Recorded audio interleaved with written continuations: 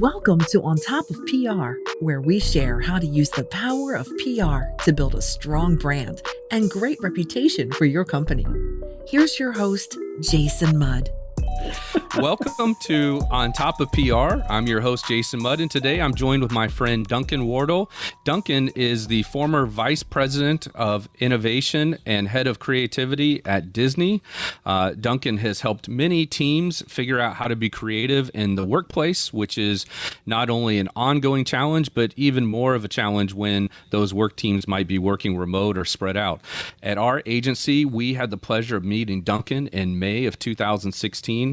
And literally since that time, we have been following his model and his process for innovation and ideation, including meeting once a week on every Wednesday afternoon for 90 minutes to come up with great ideas and solutions for our clients.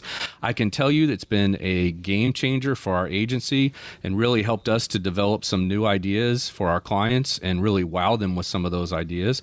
Duncan, welcome to the show. We are so pleased to have you here today. Wow, that's a bit of an intro. Now, if I'd known it was Jason Mudd, I'd have turned it down months ago. It's delighted. It's lovely to be here. Thanks, Duncan. We're glad to have you. So tell me, obviously COVID-19 has changed your life quite a bit. Normally, you're globetrotting, traveling the world, and helping companies and organizations learn how to think bigger. What have you been doing the last few weeks?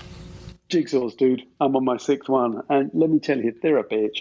So here's the thing, right? I went into Target store a couple of weeks back before the lockdown, and you knew the toilet roll aisle was going to be empty, so you didn't even bother going there. You knew the kitchen paper aisle was going to be empty. So I thought, I'll get a Jigsaw. It was deserted. There's obviously been a rush on Jigsaws. There was an article in New York Times last Sunday about the stock price and this company that makes jigsaws just gone up like 200%. So there's a pivot right there. I mean, but look at what's happened in the last 4 weeks. God knows we're all frightened, we're all scared. But then some amazing things come out of it. You know, there was the first was a very small distillery up in Western Canada, immediately took their distillation process and started making hand sanitizer. There was those two guys, I'm sure you read about them in Lombardy in Italy, which of course has been a nightmare. They had a hospital saying, hey, people are dying. We don't have pumps for our ventilators and we couldn't get them fast enough. So they just brought in a 3D printer and they knocked out, I think it was 24 pumps in 6 hours for $1 a piece. And then there was a high school in Japan that realized they weren't going to get their high school graduation ceremony, which I think is obviously a travesty for any high school senior. I think that's very sad. But so there's the low key version and the high key version. Our local high school here in Hunters Creek, I'm in Orlando, they got in their cars. They told everybody, we're going to be coming past your houses at 10 a.m. Please come out, wave and cheer for our high school seniors, and everybody on the street came out, and I was getting tearful, for God's sake. It had nothing to do with me. But then there was this high school in Japan where they just got hold of one of the kids who knows Minecraft really well, and they recreated the gym just exactly as it would be. They took all their high school pictures out of the yearbook and the teachers of the pictures and recreated the high school graduation ceremony in Minecraft. So there's been some amazing innovations in the last couple of weeks. But here's I guess if you call it the silver lining, the number one barrier to innovation is often considered to be time to think. And guess what? We got plenty of it now. And it's about pivoting your business really quickly. And just the analogy I would give you is I don't believe, and I'm very saddened by it, I genuinely believe I'll never shake hands with another human being again. Now take that and multiply it by every industry. So for example, anybody who hadn't discovered Amazon up until 2 weeks ago is probably now a rabid user. Think about Uber Eats and the success that they'll be enjoying in the last few weeks. Just all these industries that were in slow decline anyway.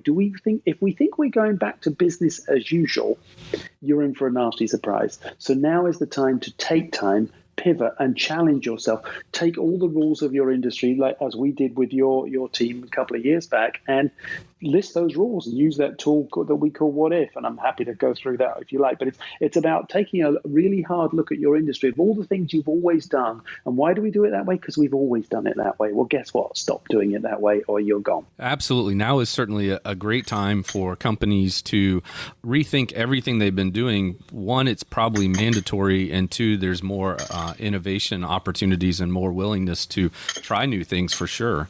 So, we have been using running dispersed teams for several years now, and so we were fortunate to be ahead of that learning curve compared to so many other colleagues who are really struggling with it. But I think a lot of creative agencies, I've heard them say, or even just creative, departments or services would say, oh, well, we have to be together in order to produce creative work. And you and I both know that's not true. There may be certain tools or certain techniques that you use to collaborate together that you can't when you're dispersed, but that just requires more creativity in what tools you can use. Also, Duncan, and you tell me if you agree, that it's good to have people representing multiple geographic areas to come to the table, more diversity. Yes. Look, here's what's going to happen. And I worked for Disney for 30 years. And like any other big corporate enterprise, somewhere between here and Christmas, they're going to very quickly understand that all the people who work back of house don't actually need to come into an office anymore, because they're going to be fighting for survival like everybody else. And if they can save 50% of their corporate rent, you think they won't? So there's lots of things we can say we couldn't do virtually. I didn't think I could do a successful brainstorm virtually until last week. Guess what? I got on a call with a group of people from SAP on 4 different continents, 10 different countries, God knows how many different time zones. We used their virtual breakout rooms, and we used their virtual whiteboards. And was it as successful as in person? You know what? I think it was pretty damn close, actually. Did we learn a lot? Will we change? Yes, of course we will. I think the tool I was referring to earlier on, I call it What If. It's about taking the rules of your industry and challenging them. It was created by a man called Walt Disney in 1940. When he had the film called Fantasia, which was a animation set to classical music. But he wanted heat pumped into the theatre during the scene with fire, and he wanted mist pumped in during the Sorcerer's Apprentice when there was water around. And the theatre owners obviously said, no, Walt, too expensive. We would never do that. So Walt listed all the rules of showing his movie in a movie theatre. It's dark, it's dirty, I have to go at a set time, I have to sit in a seat, I have to watch the previews. I, Walt, can't control the environment. He said, well, what if I could control the environment? Well, that was not provocative enough. The more provocative and absurd your what if question, the further out of your river of thinking you will get. What is a river of thinking? The biggest barrier to innovation is everybody listening to this podcast, and me and you. The more experience we have, the more expertise we have, the more reasons we know why the new idea won't work, so we just shoot it down. But this tool is a genius at getting you out of that river of thinking. We're being asked now, with COVID-19, to get out of our river of thinking and think differently. And it's hard because we're really good at what we do. But here's one example of one tool. So instead of saying, how might we control the environment? He said, what if I took my movies out of the theatre? Well, that was a stupid idea in 1940. How the hell were you going to do that? Well, if I take my movies out of the theatre, well, clearly they couldn't be two-dimensional anymore. They'd fall over and people wouldn't be able to see them. I don't have screens outdoors. Well, wait a minute. What if I made them three-dimensional? Well, if I made them three-dimensional, I'd have to have people play the characters. Well, if I had people play the characters, I couldn't have Cinderella live next to Davy Crockett or Jack Sparrow. People wouldn't be immersed in her story. Ooh, I know, I'll create a different land. Oh, wait a minute, I'll call it Disneyland. The biggest creative suggestion of the 20th century. Fast forward to 2005. The founder of Netflix had $130 worth of late fees on his Blockbuster video, as we all did. And he listed the rules of going to Blockbuster. You have to drive to a physical store. You have to be there during opening hours. You can only get 3 at a time. You have to be kind of rewind. I never get the one I want on opening day weekend.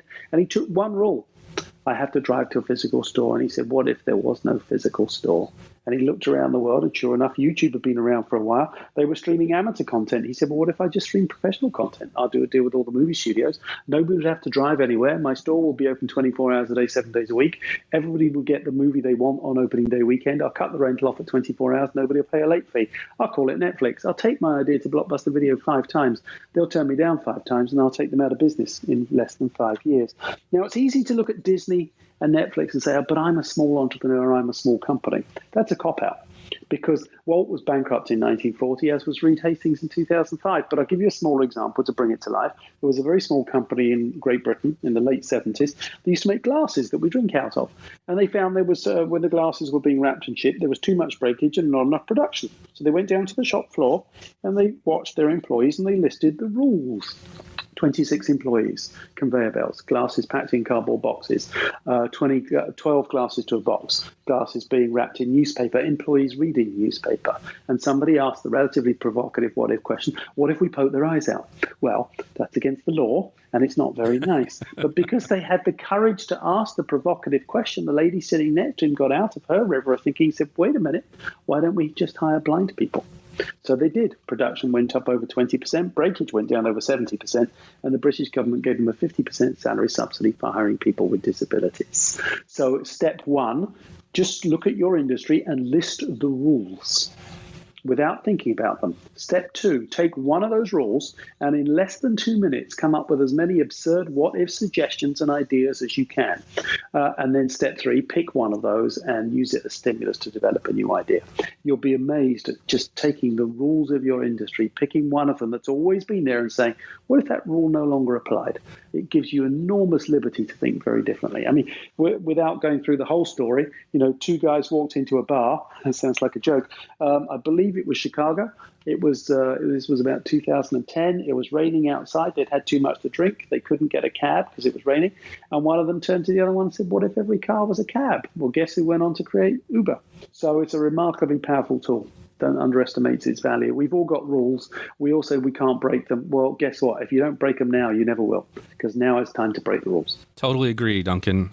Thank you for sharing. Those are great stories and perfect examples for our listeners to, challenge their thinking and ways they can start challenging their thinking. Let's talk directly to Duncan, our audience for On Top of PR. It's typically going to be the chief marketing officer or a marketing leader at a national brand who has dozens of employees working for them in marketing. Maybe most of them are located under one roof at normal times. Maybe they have people in different markets working with them. What are steps that they could be taking today to demonstrate as a leader? What could they be doing for their people to harbor and create a culture of encouraging creativity? Well, I think, the biggest thing is, if I were to ask people, one of the tips I give people is be curious. Always be curious. If you ask people who goes to their favorite restaurant 4 or 5 times a year, obviously before the crisis, we all read the menu, we read the appetizers, we read the main courses, we listen to the desserts, and then what do? We order the same thing we order every time. If I ask people to put their hands up, who sleeps on the same side of the bed every night? Everybody puts their hand up. Even in a hotel room, we put our hands up. We're creatures of habit. If I ask you, when you commute home and you get to the front door, have you ever sort of looked at it and thought, God, how did I get here? And yeah, we've all done it. Why? Because on the way home, your brain shut down. It physically shut down because it knows everything you're going to go past. And so no fresh stimulus in, no new ideas out. So it is about giving your employees fresh stimulus. One of the ways you can do it is through unplanned collaboration. It was designed by Steve Jobs at Pixar. Most people think of Steve as Apple, but between Apple 1 and Apple 2, Steve founded Pixar, but he founded it around the principles of unplanned collaboration. And he designed the entire campus at Pixar around that philosophy, which was designed specifically to bring two people together who were not supposed to meet, to have a conversation they were not supposed to have, to spark a new idea. Most marketing departments sit by discipline. The digital marketing team sits on one floor, the social media team sits on another floor, the CRM team sits on another floor, the creative sit on another floor. I would argue it's time to get into design thinking and actually have people. So when we moved, we used to work like a relay team.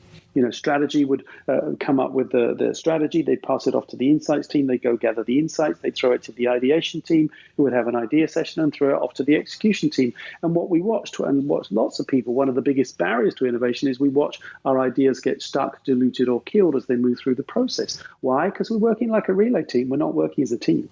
And so we abandoned that principle and actually went with a design thinking model, where we put together a team of people, a cross-discipline team of people on a given project.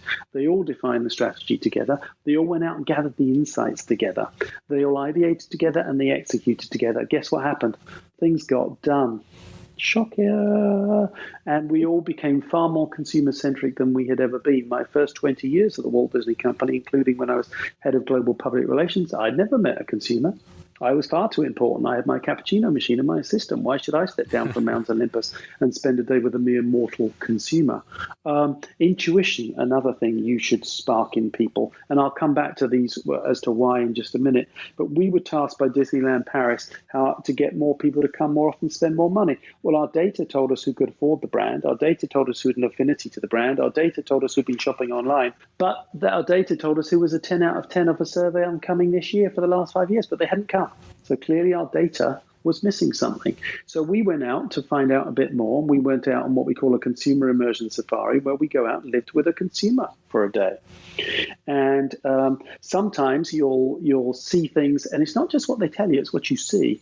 I'm sure lots of us do focus groups. I'm not a believer of focus groups. We don't sit in houses with two-way mirrors and people spying through on us all the time. So it's not the most relaxed environment for getting real insights out of people. When you get people in their houses, it's not just what they tell you, it's what you see that will confirm or deny your data. For years, we spent millions of dollars in Manhattan because we were told that if you have a certain income level, you could afford a Disney vacation. Our data told us that therefore Manhattan would be a good place to spend our money. But actually, when you step into somebody's apartment in Manhattan and realize it's empty, why is it empty? 85% of my income goes on rent. Oh, so you can't afford a Disney vacation there. Oh, no. Ooh, whoops. Equally, focus groups, we bring in individuals. No, the real insight comes from couples. I call it the self-regulation honesty policy. If I ask a dad, what do you do at Disney? He's going to go, oh, well, I go on thrill rides and drink beer. I'm a manly man. If his wife is sitting next to him, she's going to go, no, dear. Honey, you went on Small World 17 times back to back last year and you really loved it. You get real honesty out of couples that you don't get out of individuals. But it's the fifth why. It's being curious like a child. What's the number one question a child asks you? Why? Why? Why? Why? And why? Why did they ask you? Because they know you lied the first time. That's why. And they can get to the core consumer truth better than your data and better than your insights team. If you say to somebody, your data, why do you visit Disney? The number one answer will be, I go for the rides. Well, that tells me to spend a couple of $100 million on a capital investment strategy. But if I pause for a moment and act childlike, not childish, then I say, well, wait a minute. Why do you go for the rides? Well, I remember Small World. Well, why is that important to you? Well, I used to go with my mum. Why do you like that? It reminds me of the music. Well, what's so important about going with your mum and listening to you? I take my daughter now. On the fifth why, you've just found out why she's really going. It's got nothing to do with the capital investment strategy whatsoever and everything to do with her memory and nostalgia. Well, that's a communication campaign. So again, our data told us who had an affinity to the brand, who'd been shopping online, but they hadn't come. So we thought, what's stopping them from coming? So we went out and spent a day with them, and here's what we found. Now, Jason, you've got kids, right? Yes, teenagers. Right. Great. Close your eyes. There's a photograph of your children somewhere in your house, probably in the living room, the family room, perhaps. A physical photograph? Can you see that picture at the moment? Absolutely. A particular photograph? No. Okay. So, describe the picture for us, if you would. So it's photos of my kids when they were much younger, and very playful photos. Where were they? They were in a photo studio actually. Okay. How old were they the day that photograph was taken? Molly was probably 6, and Simon, well, no, they're not quite that old. Simon was probably almost 2, so Molly would have been about 4. Okay, and how old are Molly and Simon today? 16 and 14. Now, we found the same photograph in every single house we visited. When we asked how old the children were in the photograph, they were anywhere from 2 years to 20 years older in reality. How do I know that to be true? Because everybody listening to this podcast right now has the same photograph of their children in their living room. And if you're too young to have children of your own, you know that your parents still have that dorky one of you from 5th grade hanging in their family room. That's how I know it's true. And we thought, what's going on here? Do we not print photographs of our children anymore? Yes, we do. We print photographs of graduation ceremonies, weddings. We thought there's something going on that our data's missing. So we pushed a bit harder, and here's what we found. Parents will tell you they want their children to go to kindergarten, junior school, middle school, high school, graduate, be happy, healthy, and get a job. That's what we want for our kids, right? No, it's not. We actually want them. You want Molly and Simon back in that photograph when they're 4 and 6. And when you walk through the door at night, they come running, screaming towards you. They hug your legs. You fall over. Somebody farts and everybody loses it. These are the best days of our lives. Now you're lucky if Molly and Simon even look up when you come in the room. So you thought, but there's something here. Let's dig a little deeper using our intuition. We didn't have data to support it. And here's what we found by talking to these 26 mums, but I'm a dad, I can use my own intuition, they all told us essentially the same story about 3 bittersweet transition points that take place between a parent and a child. And once you've crossed through it, you can't go back. You both want to, but you can't. But I know where I was for all 3. I know exactly where I was the day James was 10. It was Christmas Eve. We were in Monterrey, Mexico. He came around the door of Abuelito's bedroom, and his eyes were half full of tears, when they're just bubbling up, just about to flow. And he goes, Papa. I was like, what? He goes, are you Santa Claus? And it was like, boom, didn't see that coming. It's like a bullet. And what had hurt so much wasn't the question. It was what had just happened. Imagination gone, creativity, bam, disappeared. But what he really said was, I'm not your little boy anymore, Daddy. I'm growing up. And so that was the first bittersweet transition. The second one, I know where I was. Girls listening to the podcast, you will not remember where you were that fateful day. Dads, you will. And you can answer me in a split second. I don't care if it was a year ago or 20 years ago. I know where I was. I was in the Kissimmee Loop. What's the name? Panera was on my left. Michael's was coming up on the left-hand side. My daughter was on my left. The cars were on my right. It was my left hand that she dropped that Tuesday morning for the first time in public. She was 13 at the time because she didn't want to hold Daddy's hand in public anymore because she was embarrassed.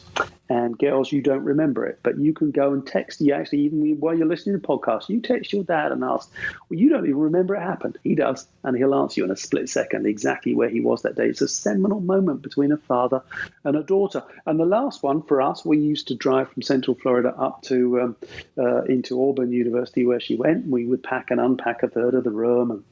But now last year she got her first job in New York. So we flew her up and we packed her into her apartment, got everything unpacked. We hugged, we cheered, we laughed. And my wife and I got in the Uber on the way out to the airport and cried our eyes out. So there were 3 bittersweet transition points that we learned. And so what our going in hypotheses through our data was, if we build it, they will come.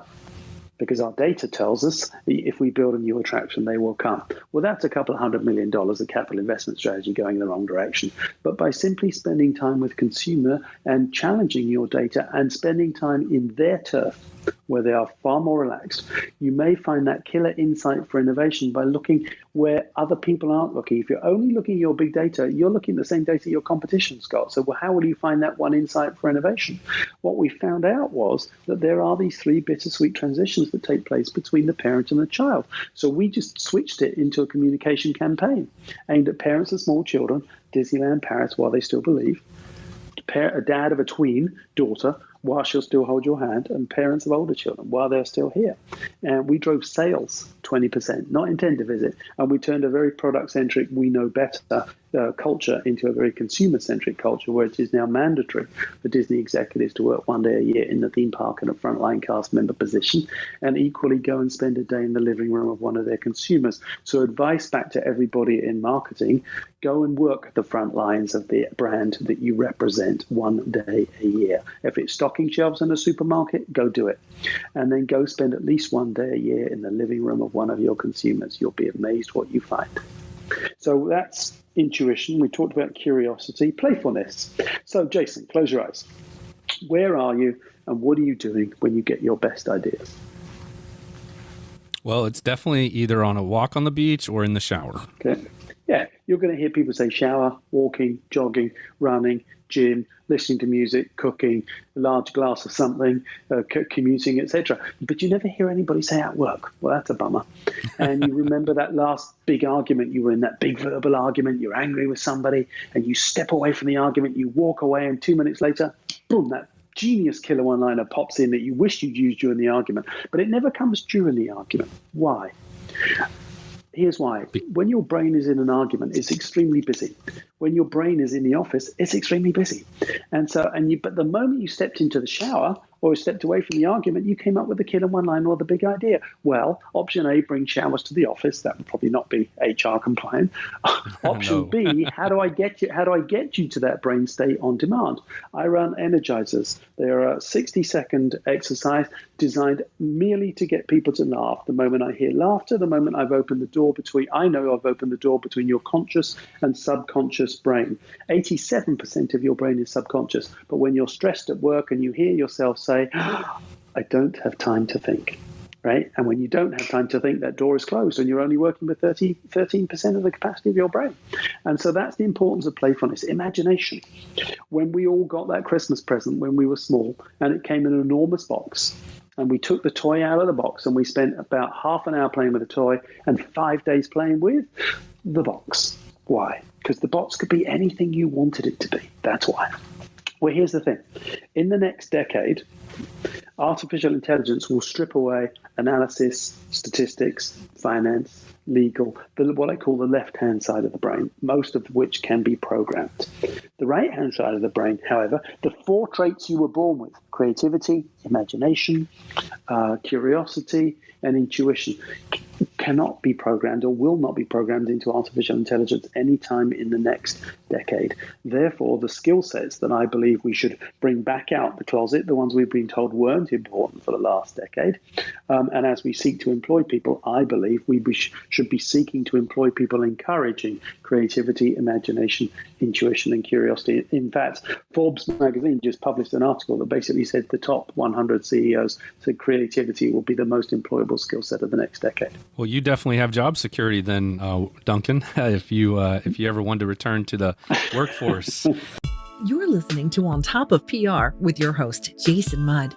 Jason is a trusted advisor to some of America's most admired and fastest growing brands. He is the managing partner at Axia Public Relations, a PR agency that guides news, social, and web strategies for national companies. And now, back to the show.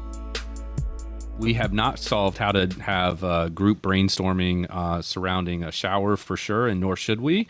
But certainly one thing I have learned from you is the element of playfulness, as you mentioned before. When the room is able and willing, we have found some of our best ideas actually come from getting on the ground and playing with toys on the ground. And we have found just whether you're sitting cross-legged or kneeling or whatever it might be, that there's just something about getting on the ground and playing that really kind of loosens people up a little bit. Now, some people just can't do that physically, and we understand that for sure. But when the group allows it, we've done that with great success. We've also borrowed from you the idea of, as you mentioned, going to a local, Home Depot or Lowe's or even a mom and pop hardware store and just listen to what questions Bingo. Consumers ask the store Bingo. people. They ask their wife, the way they hold the product, the way they look at it. We've used techniques like that to really gain insights we would have never had before. Well, so you want my financial investment strategy? Here's my financial investment strategy. It's pretty simple. About just before the mortgage crisis of 2008, 2009, about 2 months ahead, I was chatting to my local supermarket manager, Publix. We were just chatting. And he said, the market's going to drop. I said, well, how the hell do you know? He goes, I can see it 6 to 8 weeks before everybody else. I was like, what the hell are you talking about? He goes, yeah, it's easy. They stop buying Heinz ketchup and they buy Publix ketchup.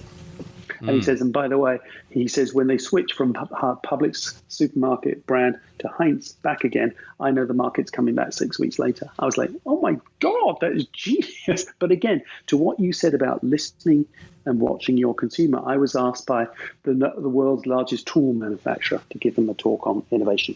I know nothing about tools. I'm a DIY disaster area. So I thought I'd better find out. So I went down to Home Depot and Lowe's, just as you suggested, and I went and watched their consumers at the point of purchase, particularly the young millennials and Generation Z. And I came back and talked to them. I said, hey, this generation's never heard of you. They're not even talking about you. They're not talking about your products, the hammer, the chisel, or the saw. They're not even talking about your price point. They don't care. They're talking about what's important to them. We're going to remodel our dream bathroom, our dream kitchen, our dream apartment. I said, your purpose, if you choose to create one, is you could be the brand who helps people build their dreams. They could see the finance guys rolling their eyes going, oh God, this guy's nuts. How's that going to help us drive our quarterly results? It won't, but it might save your job. It might save your career, but it certainly won't save your industry because it's already too late. But if you're the brand who can help people build their dreams, what other industries could you be? Could you be in public relations? Yes. Hospitality? Yes. Entertainment? Yes. Sports, finance, banking, insurance. You could be in any line of business you want. Oh no, we make tools. We're really good at it. Our definition of innovation isn't its iteration. We're going to expand into India and Mexico. They're the growing middle class. They will buy our tools. No, they won't. We're building houses in Houston, Texas today on a 3D printer. Today. Amazon spent billions of dollars on shipping last year. It is not in their interest to do so. I put it to you that if you didn't have a smartphone 15 years ago, then 15 years from now, a third of what you buy on Amazon, you will simply print on your 3D printer at home. The small coffee table, you'll print it at home. The coffee chair, you'll print it at home. If I can print anything I want on demand in the year 2035, what will I use a hammer, a chisel, or a saw for? That's right. They'll be in a museum. But because they don't have a purpose, they can't see it coming. But if they had a purpose, they could be in any other line of business they chose to be. But again, all I've got that from was standing and listening and watching their consumer. Yeah. Yeah, that's very powerful. Duncan, I'm so pleased we connected today to have this brief conversation. I would love to have you back another time because not only are you an innovator, you're also a futurist. Every time we connect, I learn and I'm inspired in many, many ways. In closing, I want to give you an opportunity to offer our listeners how might they best connect with you, and also if there's anything you would like to offer that they do to get on a mailing list or participate in a workshop with you in the future. Thank you. Well, here's the thing. People learn by doing. They don't learn by listening. I just wrote a blog post on why the conference industry needs to be blown up. But if you can get in a room with a group of people who've been told for years, you're not creative, you're in sales, you're in marketing, you're not creative, and they think they can't innovate. People say, why did you leave Disney? You were there 30 years, you were head of innovation creativity. I was like, it's easy. There's a gap in the market. All the C-suites are standing up saying, you need to innovate, we must take risks, you must think differently, we must be brave. And all of their employees are sitting there going, that's great, going to show me how? And nobody's showing people how to think differently and innovate. So all I've done based on my time at Disney as head of innovation creativity and working with companies like IDEA and Apple is all I've done is taken a design thinking process and made innovation easy, creativity tangible, and the process fun. Why is it fun? Because there is no incentive for your employees to use it when you're not around if it's not fun. You can't talk culture change. You have to give people a toolkit they choose to use when you're not around. And I love getting in a room full of people and running the workshop because you see it about 1 o'clock in the afternoon. You just see that smile come on their face when they think, I can do this. And the biggest compliment, actually, and you said it yourself, which was very sweet of you, thank you. I was running a workshop for NBC Universal last December, and a lady came up to me. She said, hey, did you run one of these at ESPN ABC about 3 years ago? I said, yeah. She goes, we still use your tools. I was like, you know what? That's the best compliment I've ever received. DuncanWardle.com. Duncan is not a donut company. It's the first king of Scotland, I'll have you know. It's spelled DUNCAN WARDLE. DuncanWardle.com. So they can connect with you there, learn more about your workshops, Absolutely. including virtual workshops, and also find your social media there too, right? Indeed. Yeah. Duncan, again, it was a pleasure. I'd love to have you back on as a guest in the future. Are you up for that? We'll do some energizers. We'll do them live. We could actually invite people in. You know what we could do is get people in and have them. You could crowdsource a challenge and we'll work on it using the tools live and see what we come up with. Give it a go, that'd right? be great. We should do that. That'd be awesome. All right. Well, thanks for having Duncan, me. my best to your family. Thank you for joining us today. And if there's everything I can do for you, let me know, okay? Thank you. Stay healthy, everybody. Thanks, Duncan.